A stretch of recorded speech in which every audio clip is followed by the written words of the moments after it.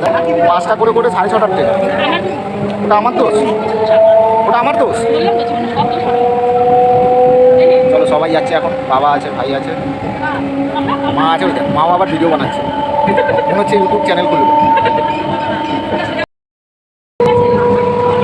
কি গো, বিয়ে বাড়ি যাচ্ছ কেক খেতে খেতে কেন? বিয়ে বাড়ি যাচ্ছ কেক খেতে খেতে কেন? তাহলে ছেলেকে খাওয়াচ্ছ? সত্যি? পেটটা খালি রাখছি, পেটটা খালি রাখছি। কি আবার চিকেন পকোড়া খেতে হবে? এসে ঢুকেই চালু হয়ে গেলে। হ্যাঁ, এসে ঢুকেই চালু হয়ে গেলে। ওই জন্য খালি করে এসেছিল।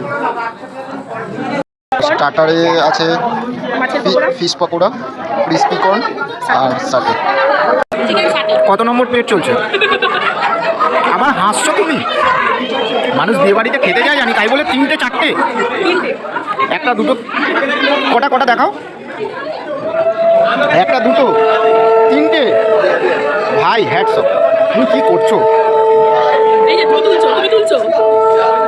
বিয়ে বাড়ি যাবো আর বিয়ের কিছু ক্লিপ নেবো না, এটা হলো তার ক্লিপ।